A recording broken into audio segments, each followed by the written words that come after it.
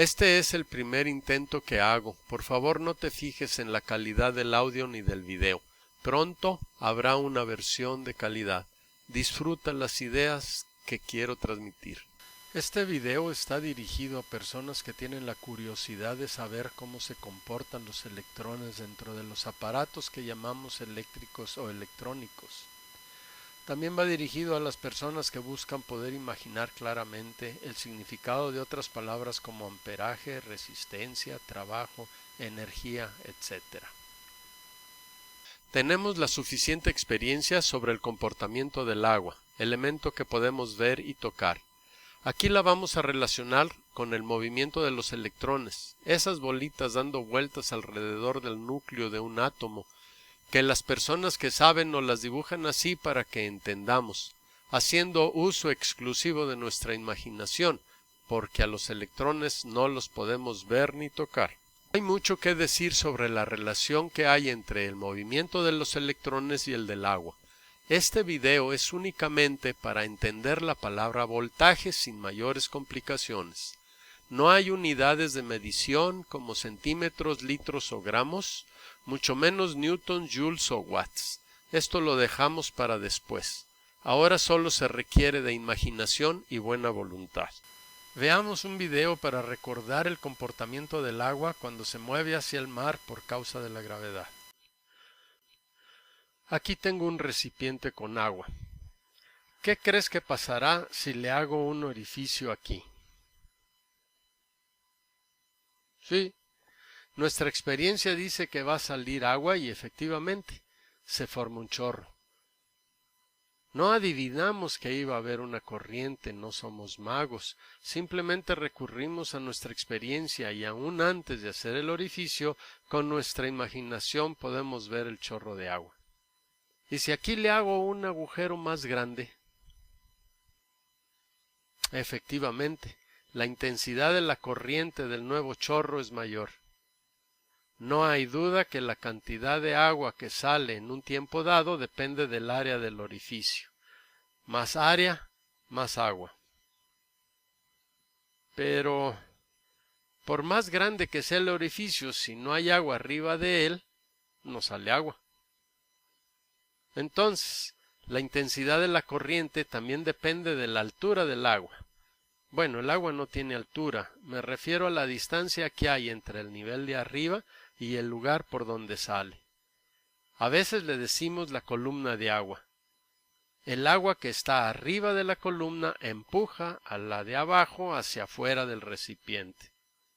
En la vida de todos los días, dependiendo del tema que se esté tratando, a una misma idea se le llama de diferente manera.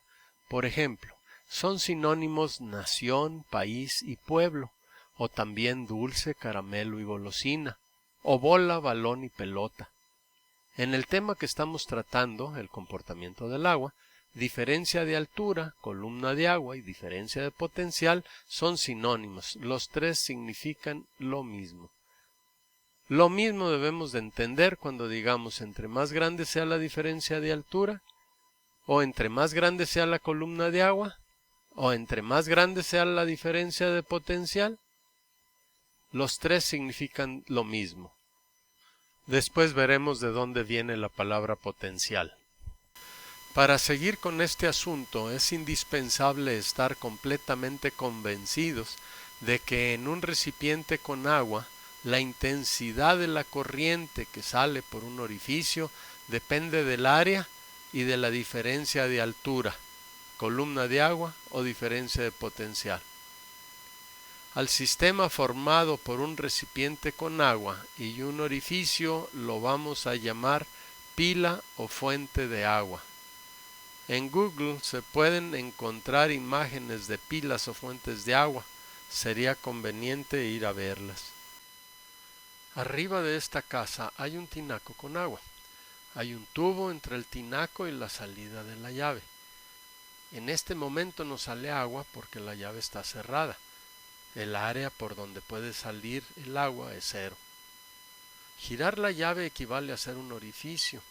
Entre más la giro, más área tiene el agua por donde escaparse y aumenta la intensidad de la corriente. Una llave es una forma para controlar la intensidad de la corriente de agua. Aquí tengo una bolsa con agua con una manguera en la parte de abajo. Si el nivel del agua del orificio de salida es igual al nivel del agua del orificio de entrada, la intensidad de la corriente es cero. Si hay diferencia, entonces se establece un flujo. Entre más sea la diferencia entre el nivel superior y el inferior, más agua va a salir.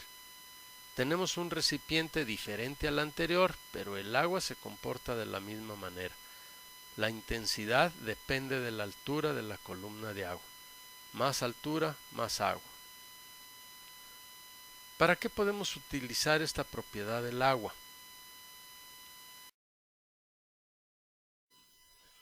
Aquí tengo un bote con una rueda que tiene paletas y una fuente de agua. Tiene un par de agujeros en el fondo, uno aquí y otro acá. Puede girar.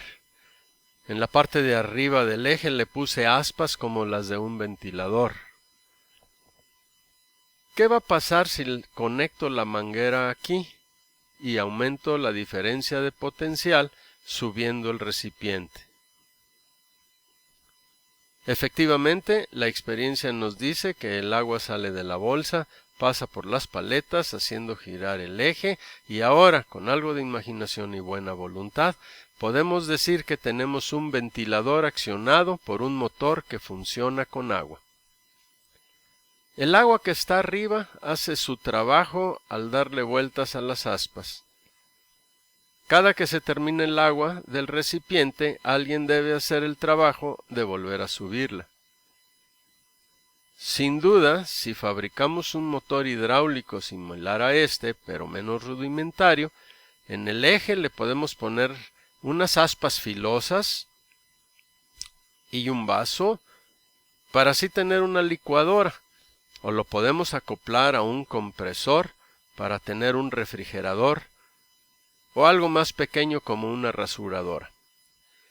Casi todas las aplicaciones de motores que actualmente tenemos en una casa las podríamos tener usando agua. Imagina un tinaco en la azotea de tu casa a tal altura que la intensidad del agua pudiera mover todos los motores que se necesitan.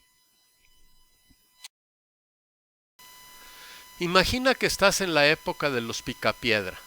Si quieres que un ventilador dé vueltas por un buen rato y que te ventile bien, con seguridad deberás tener en el techo de tu casa un recipiente apropiado.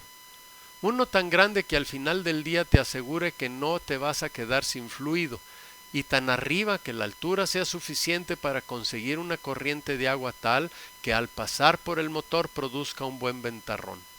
Pero eso sí, el agua se va a terminar y alguien debe realizar el trabajo de volver a subirla. En la ciudad de Rocadura, todas las mañanas sus habitantes dedicaban un buen rato a subir el agua del aljibe al tinaco. Debió ser cansado. Tener un tinaco alto asegura una buena intensidad de corriente, pero también cuesta más trabajo subir la carga de agua en la mañana. Entre más horas haya funcionado el ventilador, más agua bajó y más trabajo costará subirla. El trabajo que los habitantes de Rocadura deben hacer cada mañana depende de la carga, la cantidad de agua que tienen que subir, y de la altura a la que la deben depositar. Un día se le ocurrió a un habitante de Rocadura que sería buen negocio poner una industria que se dedicara a subir agua. El sistema consistía de un tinaco para la colonia, torres y mangueras para llevar el agua del tinaco a las casas, mangueras para regresar el agua usada a un aljibe y un sistema mecánico para subir el agua usada al tinaco. Habría contactos en la pared de la casa con dos orificios, uno para que el agua entre al motor y otro para que salga y se vaya al sistema de reciclado.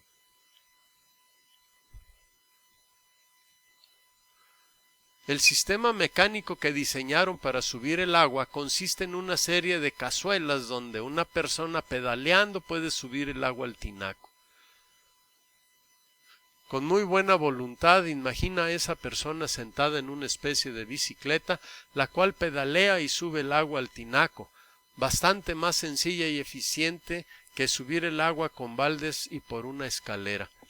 El dueño del sistema le cobra a las personas ciertos pesos por cada unidad de agua que gasten, y con ese dinero le paga a la persona de la bicicleta por el trabajo que hace para subirla al tinaco de la colonia.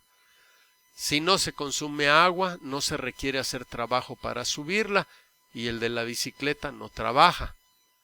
Si no se hubiera descubierto la electricidad, es posible que hoy en día este o uno similar fuera el sistema utilizado para mover los motores de los aparatos domésticos.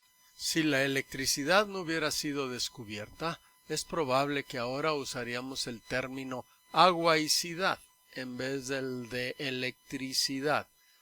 Para definir qué es voltaje, ahora va algo de electricidad. Las partículas de agua son atraídas por el centro de la Tierra por causa de un campo gravitacional. Los electrones son atraídos por los protones por causa de un campo eléctrico. En los sistemas hidráulicos lo que se mueve es el agua. En los sistemas eléctricos lo que se mueve son los electrones. Va un cuento que quizá esté un poco alejado de la realidad científica, pero que creo que sirve para entender el movimiento de los electrones. Un átomo eléctricamente neutro tiene tantos electrones, carga negativa, como protones, carga positiva. Si de alguna forma separamos un electrón del átomo, imagina que lo jalamos con la mano, este queda cargado positivamente y atrae al electrón que le quitamos. Entre los dos se forma un campo eléctrico. El agua es atraída al centro de la Tierra por causa de un campo gravitacional. Los electrones son atraídos por los protones por causa de un campo eléctrico. Con un generador o con reacciones químicas podemos separar electrones de sus átomos, como quien levanta agua y aumenta la diferencia de potencial. En un sistema hidráulico se mueve el agua para hacer un trabajo.